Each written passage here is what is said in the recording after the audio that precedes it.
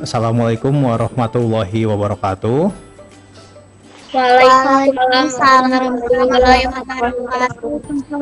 wabarakatuh. Selamat siang, kelas 11 IPS 5.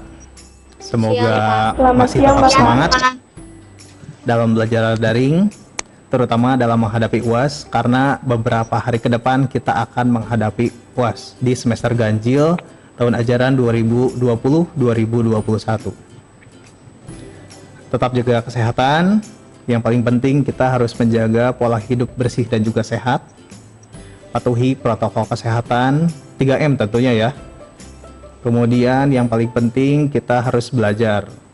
Dan belajar tersebut bisa secara berkelompok tetapi tetap menggunakan daring tentunya. Oke, untuk kegiatan yang pertama kita akan berdoa dulu. Saya beri kesempatan kepada KM untuk memimpin doa. Silakan KM untuk berdoa. Sebelum mengawali kegiatan hari ini, lebih baik kita berdoa terlebih dahulu. Berdoa saya pimpin. Berdoa dipersilahkan. Berdoa selesai. Beri salam. Assalamualaikum warahmatullahi wabarakatuh. Waalaikumsalam warahmatullahi wabarakatuh. Semoga diberikan keberkahan dalam pembelajaran kita kali ini, dan yang paling penting ilmunya bermanfaat untuk kehidupan kita. Selanjutnya untuk absensi, jangan sampai lupa di tanggal 23 November 2020 diisi. Linknya sudah saya berikan di Google Classroom, jadi silakan diisi, jangan sampai lupa. Dan batas pengisian absensi berakhir pada jam 14.00. Bagi yang belum absen, silakan menggunakan akun SMA 4. Bayangkan kalau misalkan tidak ada guru, akan menjadi sebuah permasalahan sosial tentunya. Banyak sekali kebutaan huruf, kemudian terjadi pengangguran, dan itu akan berdampak kompleks terhadap kehidupan kita. Misalkan terjadi kemiskinan, kemudian terjadi kesenjangan sosial ekonomi, terjadi kriminalitas. Bahkan karena ketidakadilan gender tersebut itu berakibat dari pemahaman pendidikan yang kurang begitu maksimal. Maka dari itu pendidikan harus diikuti dan juga dilaksanakan, baik itu di sekolah, di keluarga maupun di masyarakat. Karena belajar itu adalah hal yang sangat penting. Itu berkaitan dengan Hari Guru. Nanti untuk di SMA 4, peringatan Hari Guru akan dilaksanakan oleh MPK dan juga OSIS melalui daring tentunya. Kita saksikan ya, tanggal 25 November 2020 tentunya. Pembelajaran kita hari ini itu berkaitan dengan dampak upaya penyelesaian dari permasalahan sosial. Untuk kegiatan PTS silakan nanti dikerjakan ya. Kemudian untuk bahan ajar juga sudah saya buatkan dan juga sisipkan di LMS. Silakan dikerjakan dan juga silakan dibaca sedetail mungkin, karena hal tersebut sesuai dengan kegiatan pembelajaran kita dari mulai pembelajaran 1 sampai ke pembelajaran terakhir dalam materi permasalahan sosial. Di sana ada latihan soal, ada rangkuman, kemudian ada kegiatan diskusi kelompok, jadi silakan dipelajari. Kemudian di sana ada video pembelajaran juga, jadi silakan ditonton, silakan disimak, karena hal tersebut akan berpengaruh dan juga akan berdampak terhadap pemahaman materi permasalahan sosial. Kompetensi dasarnya menganalisis permasalahan sosial dalam kaitannya dengan pengelompokan dan kecenderungan eksklusi sosial di masyarakat dari sudut pandang pendekatan sosiologis. Kemudian untuk yang 4.2 keterampilan memberikan respon dalam mengatasi permasalahan sosial yang terjadi di masyarakat dengan cara memahami kaitan pengelompokan sosial dengan kecenderungan eksklusi dan permasalahan sosial. Jadi materi permasalahan sosial berkaitan erat dengan materi kelompok sosial, dan hal tersebut berkaitan erat dengan materi sosiologi yang lainnya. Selanjutnya untuk IPK, indikator pencapaian kompetensi. Jadi hal yang harus dilaksanakan dan kompetensi yang harus kita miliki dalam pembelajaran kali ini yaitu menyimpulkan dampak dan upaya penyelesaian permasalahan sosial yang ada di lingkungan masyarakat. Kemudian, merumuskan upaya penyelesaian permasalahan sosial yang ada di lingkungan masyarakat. Itu sesuai dengan konteks keterampilan tentunya. Untuk tujuannya, yaitu setelah mengikuti proses dengan menggunakan model pembelajaran problem-based learning melalui penayangan video, pemaparan materi.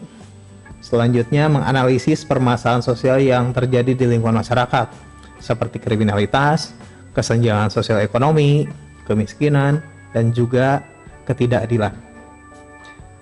Melalui kegiatan diskusi, kemudian dapat menyimpulkan dampak dan upaya permasalahan sosial yang ada di lingkungan sekitar kita. Kemudian merumuskan upaya penyelesaian permasalahan sosial secara kreatif dan penuh tanggung jawab, yaitu melalui pembuatan infografis, penugasan. Jadi tugasnya berkaitan dengan membuat infografis yang akan dikirim menggunakan media sosial, dan itu menjadi salah satu nilai kreatif dan menjadi salah satu karakter positif di abad ke-21. Itu yang menjadi nilai utama dan harus dimaksimalkan.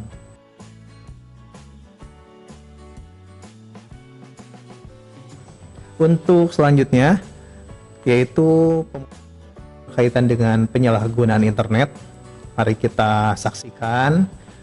Kemudian setiap individu bisa mengomentari dari video tersebut. Nanti saya berikan kesempatan yang sama untuk berkomentar terhadap video tersebut. Bagaimana dampak serta upaya dari permasalahan sosial tersebut. Silakan, bisa disaksikan. Smartphone menjadi barang penting dan harus dibawa kemanapun. Remaja yang secara psikologis masih labil dan mencari jati diri, senang dengan menunjukkan eksistensi di sosial media. Anggapan katro ketika tidak memiliki akun sosial media, nampaknya sudah menjadi budaya yang lumrah di kalangan remaja. Menulis status mulai dari kegiatan sehari-hari hingga curahan isi hati menjadi rutinitas harian. Sudah menjadi hal yang lazim saat media sosial menjadi tempat curhat bagi para penggunanya. Hal ini menjadikan para remaja senang hidup dalam dunia maya dibanding dunia nyata. Selain itu, smartphone juga beresiko menurunkan daya konsentrasi penggunanya. Berdasarkan penelitian yang dilakukan oleh Dr. David W. Goodman, smartphone memiliki karakter yang mampu membuat penggunanya melakukan sejumlah hal dalam waktu bersamaan atau multitasking. Hal ini cenderung membuat seseorang kesulitan menyerap informasi karena fokus yang mudah beralih dari satu hal ke hal lainnya. Pengurangan penggunaan aplikasi yang tidak penting juga menjadi salah satu alternatif yang baik. Bersikap bijak terhadap perkembangan teknologi dapat menjadi solusi dalam mengurangi sederet dampak negatifnya, mulai dari diri sendiri dan orang-orang di sekitar kita. Kita akan kaitkan dengan video yang tadi. Silakan, ada yang mau berkomentar ataupun menanggapi dari hasil tayangan video yang telah ditayangkan. Dari video yang ditampilkan tadi, bisa kita pahami bahwa adanya perkembangan teknologi yang semakin pesat dari tahun ke tahun, semakin memberikan inovasi dan mempermudah jalinan komunikasi, baik yang berbasis fitur internet seperti browser, game online, email, sosial media, dan bahkan banyak platform yang bisa kita akses walaupun lagi offline, dan banyak lain sebagainya. Pada saat ini, banyak kalangan masyarakat yang memiliki smartphone, terutama kalangan remaja, sebagai media komunikasi. Smartphone menjadi barang penting yang wajib dibawa kemanapun.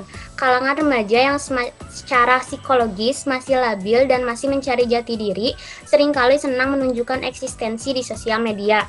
Hal-hal seperti kegiatan sehari-hari banyak dicurahkan di media sosial yang menjadikan para remaja senang hidup di dunia maya dibandingkan di dunia nyata, dan kurang bersosialisasi juga sama orang banyak. Smartphone juga beresiko mengurangi daya konsentrasi penggunanya. Bermain smartphone juga berdampak bagi kesehatan. Salah satunya dapat menyebabkan ketegangan pada otot-otot leher atau bahkan bisa merusak kesehatan mata. Sebagai remaja yang menggunakan media sosial, alangkah lebih baik kita untuk menggunakan media sosial secara bijak dan tidak berlebihan. Karena enggak sedikit juga permasalahan sosial itu bermulanya dari media sosial. Upaya untuk mengatasinya adalah membatasi waktu pemakaian smartphone, memperbanyak aktivitas yang terdapat banyak orang untuk saling bersosialisasi, memperbanyak kegiatan lain yang lebih bermanfaat seperti membaca buku atau melakukan hobi, dan menghapus aplikasi yang membuat kecanduan saat bermain smartphone. Untuk tanggapan Mawar sudah sangat jelas. Barangkali ada rekan yang lain ataupun teman yang lain dari IPS 5 yang mau berkomentar, menambahkan dari pendapat Mawar. Silakan. Ada Dwi Nisa, ada Hanan dan juga Fauzia. Silakan Dwi Nisa. Oke, suaranya jelas? Oke, Jelas. sudah dinyalakan kameranya. Ya. Dari video tersebut dapat diketahui bahwa adanya perkembangan ilmu pengetahuan dan teknologi atau iptek memberikan banyak dampak kepada masyarakat, baik itu dampak yang positif maupun dampak negatif. Perkembangan iptek yang salah satunya adalah gadget ini sangat umum digunakan di kalangan remaja yang secara psikologis masih labil dalam penggunaan media sosial. Faktor penyebab penggunaan gadget adalah perkembangan ilmu pengetahuan dan teknologi atau iptek, pengaruh lingkungan, desain dan sistem teknologi yang menarik, sehingga para remaja ingin menginstal aplikasi atau sistem teknologi tersebut. Lalu adanya efek kecanduan yang menyebabkan kesenangan dan kendali diri para remaja yang masih rendah. Nah, dampaknya adalah merusak mata karena menatap gadget terlalu lama, lalu mengurangi daya konsentrasi, badan menjadi pegal-pegal, postur tubuh juga menjadi agak membungkuk, serta kesulitan tidur atau insomnia. Upaya yang bisa dilakukan adalah memperbanyak sosialisasi dengan teman dan orang-orang terdekat, lalu membatasi dan menjadwalkan waktu penggunaan gadget, lalu melakukan kegiatan yang menambah produktivitas seperti olahraga, belajar, bahkan kita bisa mencoba berbagai hal baru untuk mendapatkan hobi yang baru. Sekian Bapak. Menarik sekali untuk Dwi Nisa. Tepuk tangan dulu. Keren. Pendapat Mawar, pendapat Dwi Nisa itu sudah mewakili, tapi saya yakin Hana dan juga Fauzia bisa memberikan pendapat yang lebih berkaitan dengan video yang kita putar tadi. Itu salah satu dampak negatif dari handphone, kemudian dampak negatif dari gadget. Upayanya sangat banyak sekali. Yang pertama, kegiatan offline harus dimaksimalkan, seperti membaca buku, berolahraga, berkaitan dengan hobi. Kemudian tidak sedikit kok, banyak sekali orang-orang yang melakukan kegiatan offline seperti bersepeda, kemudian seperti berlari, kemudian jalan santai, melakukan kegiatan-kegiatan yang di luar jaringan tentunya. Dan itu akan memberikan salah satu terapi supaya tidak terlalu kecanduan ataupun keranjingan terhadap media sosial ataupun handphone tersendiri. Dampaknya luar biasa. Orang-orang lebih mudah tersulut emosi karena orang tersebut lebih fokus terhadap handphonenya. Kemudian kegiatan-kegiatan yang bernilai offline itu harus lebih dimaksimalkan. Bahkan jam tidurnya pun itu akan semakin terganggu. Tidak sedikit loh anak-anak muda zaman sekarang, terutama kaum pelajar, yang lebih memilih begadang menonton drakor di handphonenya. Pak, ada kuota dari Kemendikbud Pak, sayang dimaksimalkan aja buat nonton drakor. Banyak seperti itu, padahal sebetulnya itu dipergunakan untuk belajar, terutama belajar daring ya, untuk memaksimalkan potensi yang ada. Jadi kita tidak hanya sebatas berpasrah terhadap keadaan, tetapi kita harus lebih kreatif dan juga harus lebih solutif tentunya. Oke, untuk video tersebut sudah sangat jelas. Yang paling penting kata kuncinya bijak terhadap penggunaan handphone. Kemudian jangan sampai lupa nanti kegiatan berkomentar di LMS, saya sudah buatkan postingannya. Setiap individu wajib melakukan berkomentar di postingan kegiatan 1 mengenai video permasalahan sosial mengenai gadget, efek penggunaan gadget yang terlalu berlebihan tentunya.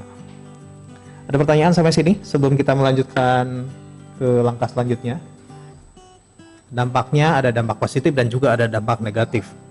Kemudian berkaitan dengan permasalahan sosial, baik itu upaya dari lembaga keluarga, lembaga sekolah, lembaga masyarakat, bahkan dari pemerintah sekalipun itu memiliki upaya pemecahan dari permasalahan sosial tersebut.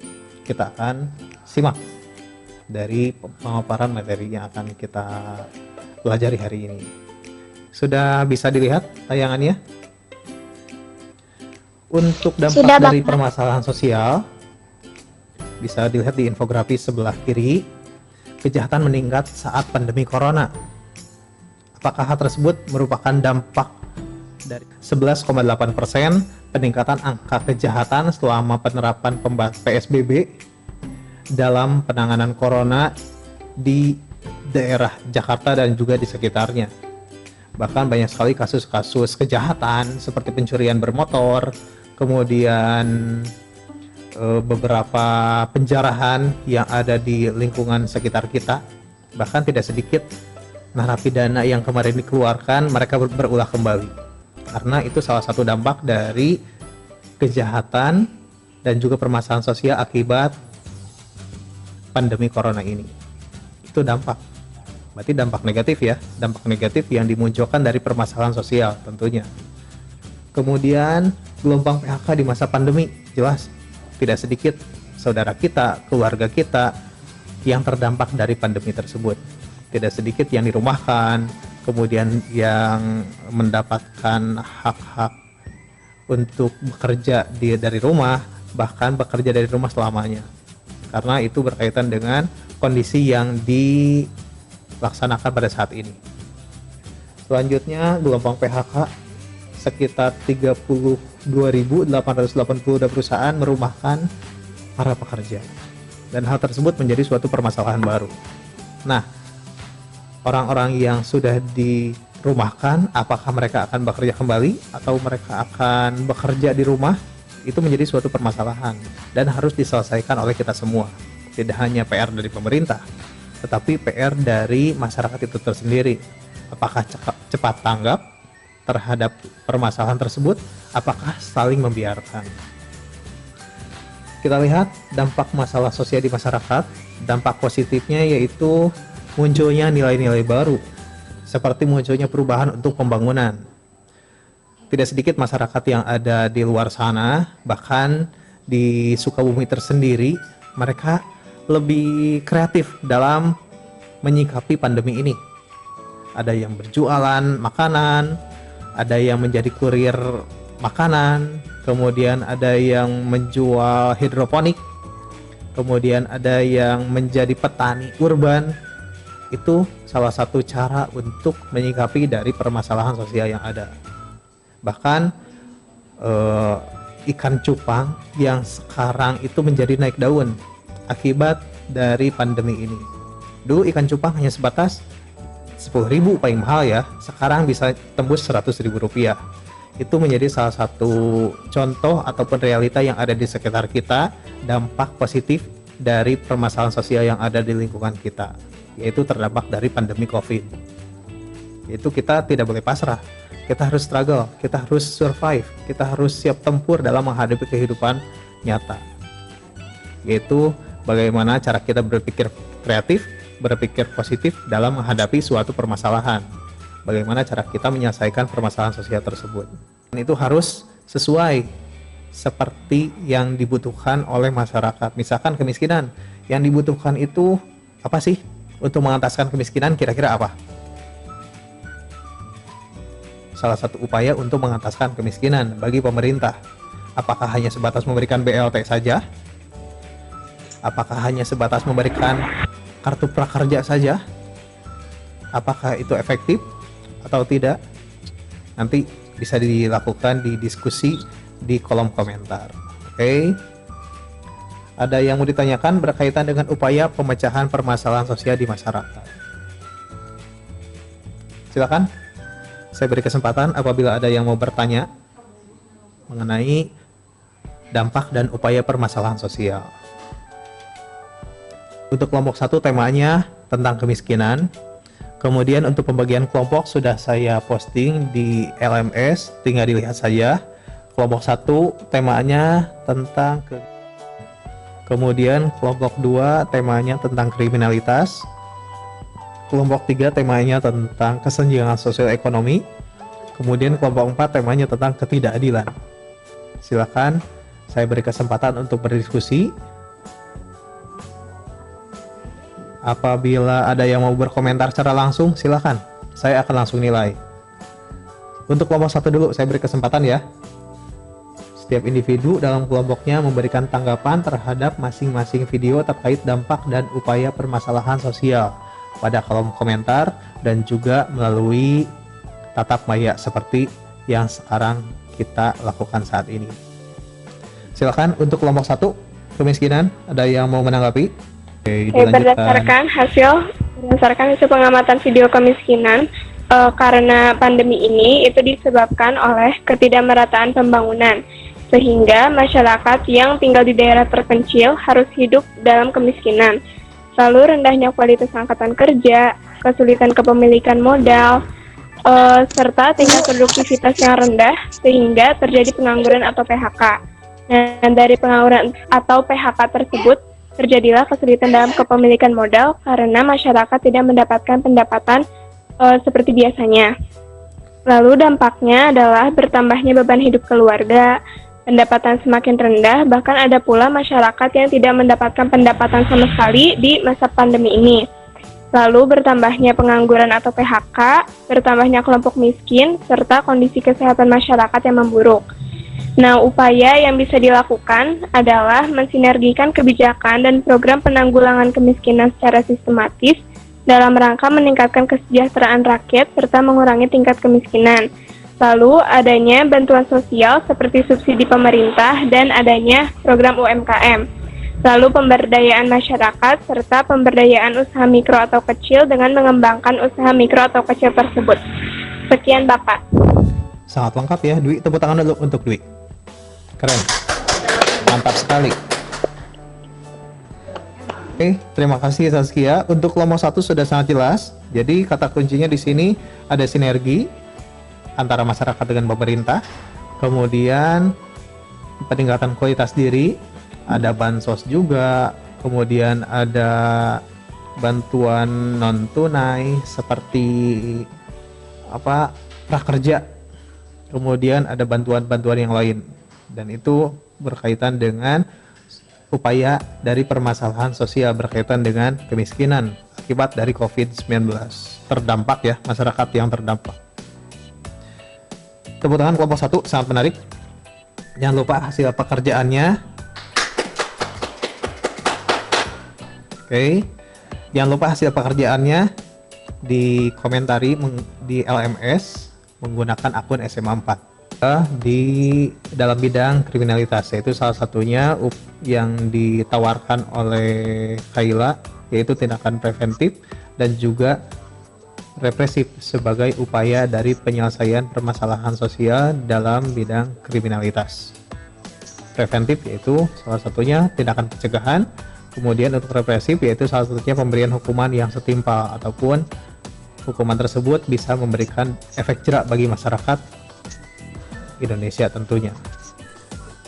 Untuk dalam video tersebut merupakan kasus kriminalitas yang dilakukan oleh John Kay, yang merupakan suatu bentuk kriminalitas. Kriminalitas tersendiri merupakan kategori masalah sosial karena menurut Jono Sukanto, kategori permasalahan sosial merupakan suatu keadaan yang terjadi karena ketidaksesuaian di antara kebudayaan dan hubungan dalam masyarakat yang dapat membahayakan keberlangsungan hidup dalam kelompok sosial. Faktor penyebab dari permasalahan sosial yang dilakukan oleh John Kay ini yaitu antara lain faktor ekonomis yang merupakan ketidakadilan dalam pembagian hasil dari penjualan tanah, serta faktor ekstern yaitu dari lingkup pergaulan dan lingkungan, juga faktor intern yang mana berasal dari psikologis individu serta permasalahan keluarga. Teori dalam permasalahan sosial ini yaitu tergolong dalam teori struktural fungsional karena terdapat patologi sosial yang mana terdapat penyakit dalam diri manusia serta disorganisasi sosial yang terdapat perubahan sosial yang cepat dan mempengaruhi norma sosial. Dampak dari permasalahan kriminalitas ini yaitu dampak negatifnya berupa korban jiwa, penurunan mental pada keluarga korban, serta hal-hal yang destruktif karena merusak fasilitas-fasilitas dan properti yang ada di masyarakat tersebut. Serta dampak positifnya yaitu perubahan nilai dan norma berupa peningkatan hukuman yang dilakukan oleh pemerintah.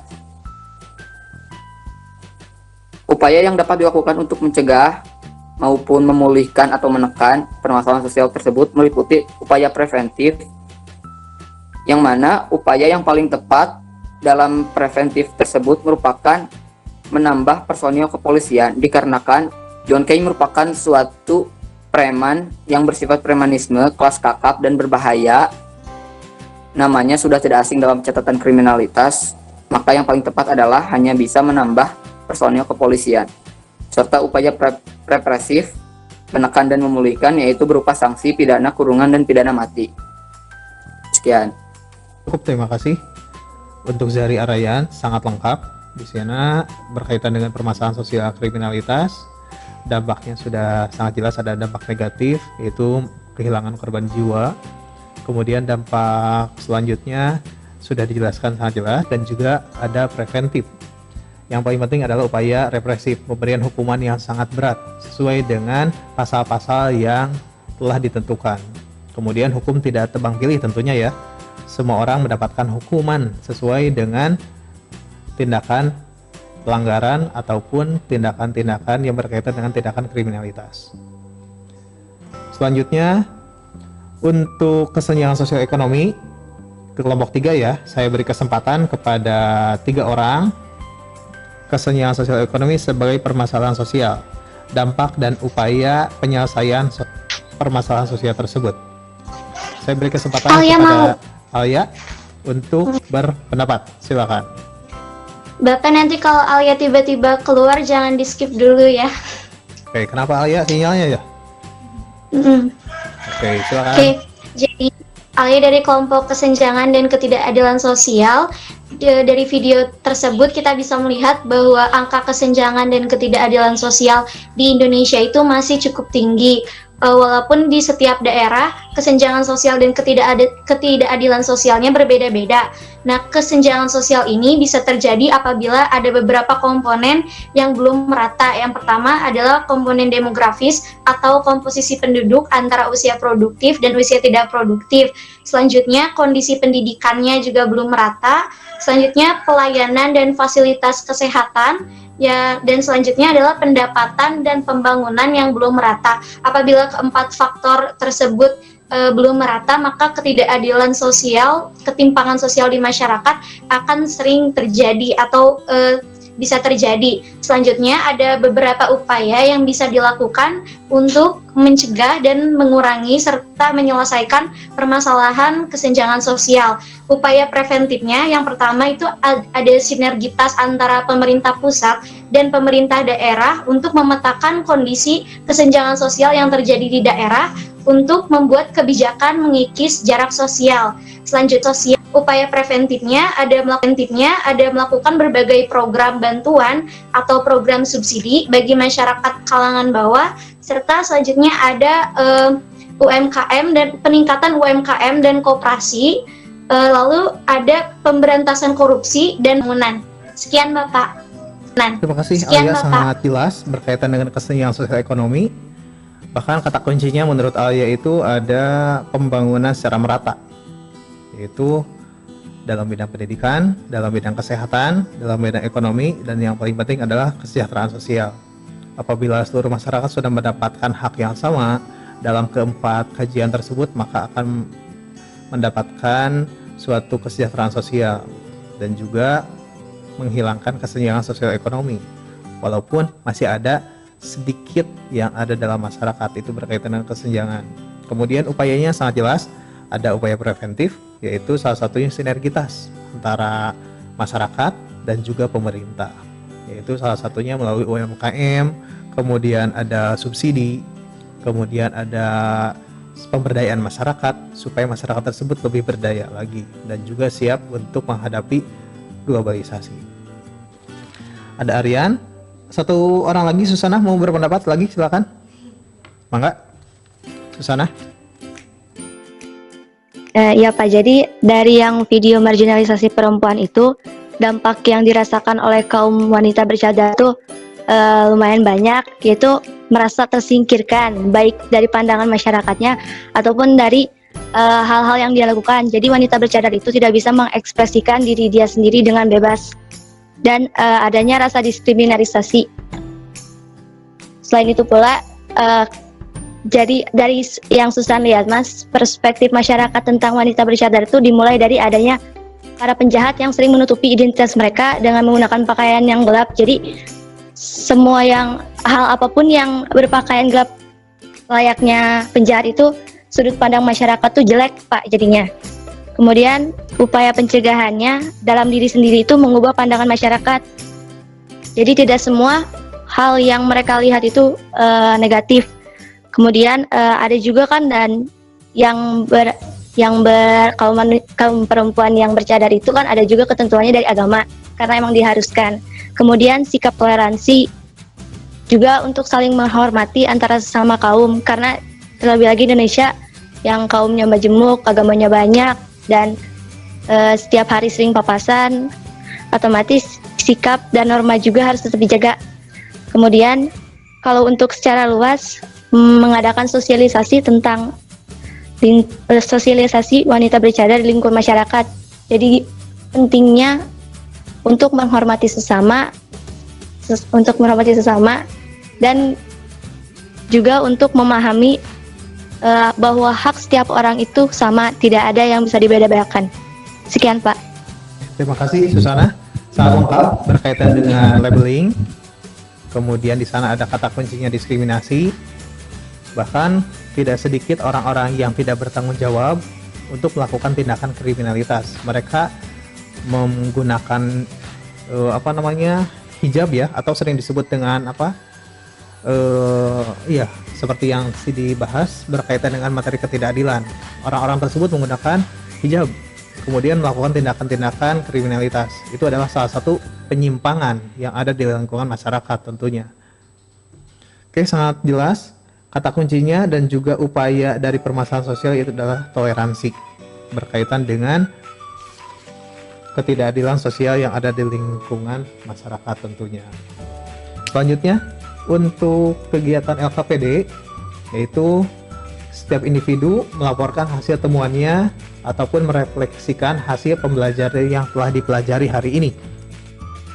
Grafis yang dibuat menggunakan aplikasi Canva, menggunakan Photoshop ataupun aplikasi-aplikasi pendukung yang lainnya.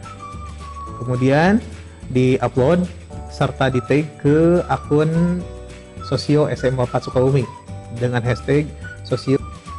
Itu dikirimkan ke grup 11 IPS 5 seperti itu. Jadi setiap individu mengirimkan hasil pekerjaannya sesuai dengan tema kelompoknya masing-masing. Misalkan Susana kelompok 4, berarti temanya tentang ketidakadilan, marginalisasi. Kemudian Alia temanya berkaitan dengan kesenjangan sosial ekonomi, dikirimkan seperti itu. Dampak serta upaya dari permasalahan sosial yang ada di lingkungan masyarakat. Nanti dikirim satu postingan bisa di setting sampai 8 orang ya, di swipe. Nanti tinggal dikirim saja seperti itu.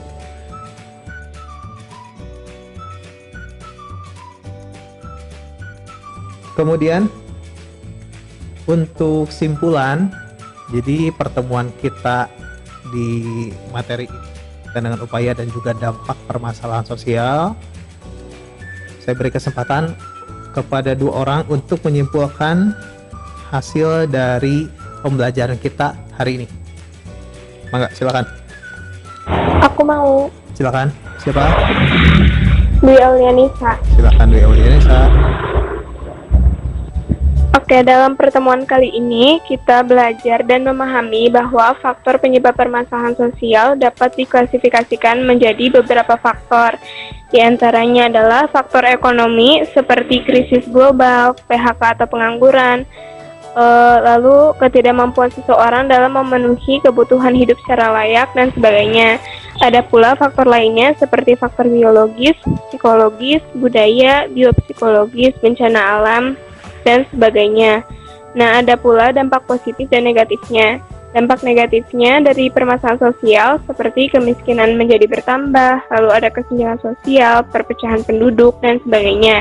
Dampak positif dari permasalahan sosial adalah munculnya nilai dan norma baru, kesejahteraan rakyat, perkembangan iptek, dan sebagainya.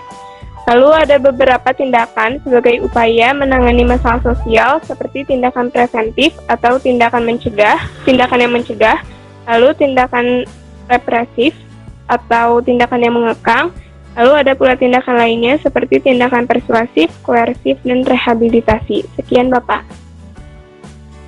Beri kesempatan kepada Alia untuk memberikan simpulan dari hasil pembelajaran kita hari ini.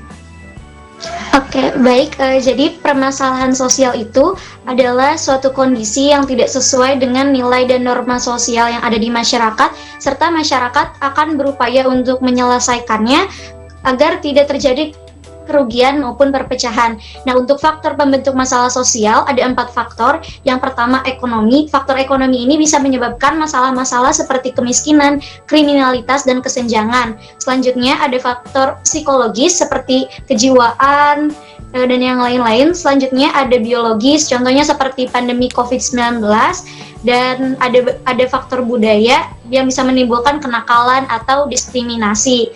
Selanjutnya ada teori-teori yang mendukung permasalahan sosial, itu ada teori struktural fungsional, teori konflik, dan teori interaksi simbolik.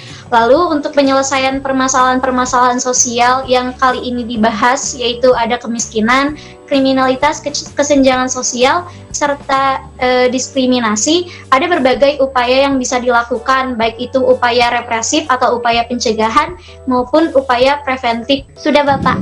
Oke, cukup sudah ya. Terima kasih Alia, sangat menarik, sangat jelas. Tepuk tangan dulu untuk Alia dan juga Dwi Elwinasa. Untuk pembelajaran kita kali ini berkaitan dengan upaya dan juga dampak dari permasalahan sosial, yaitu dampak positif dan juga dampak negatif. Untuk dampak positif bisa memberikan suatu langkah untuk membangun dan juga memberikan kebijakan bagi pemerintah, serta kebijakan tersebut harus sesuai dengan kebutuhan yang ada dalam masyarakat tentunya. Kemudian dampak negatifnya seperti kemiskinan, kriminalitas, kemudian kesenjangan sosial ekonomi, dan dampak-dampak yang lain. Dan yang kemudian untuk upayanya, yaitu salah satunya ada sinergitas antara pemerintah dengan masyarakat. Kemudian yang paling penting adalah pemberdayaan masyarakat, meningkatkan UMKM, kemudian ekonomi kreatif supaya masyarakat bisa lebih berdaya. Oke, cukup sekian. Terima kasih atas perhatiannya. Jangan sampai lupa untuk post-test. Di sana ada 10 soal pilihan ganda dan juga ada 3 esai. Silakan dikerjakan. Jangan sampai melewati batas waktu yang. Untuk minggu depan disiapkan karena minggu depan kita akan PAS, dan pertemuan hari ini merupakan pertemuan terakhir di semester 1. Semoga di semester depan kita masih bisa bertemu kembali dalam mata pelajaran sosiologi. Selanjutnya, sebelum diakhiri, saya beri kesempatan kepada Zari Arayan untuk memimpin doa.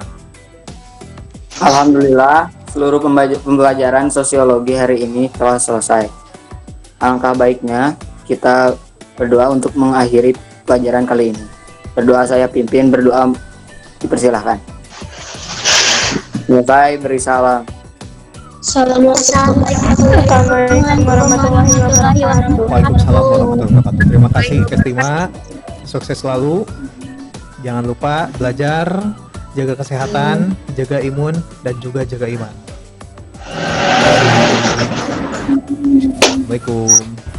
Terima kasih Bapak. Terima kasih Bapak. Sama-sama.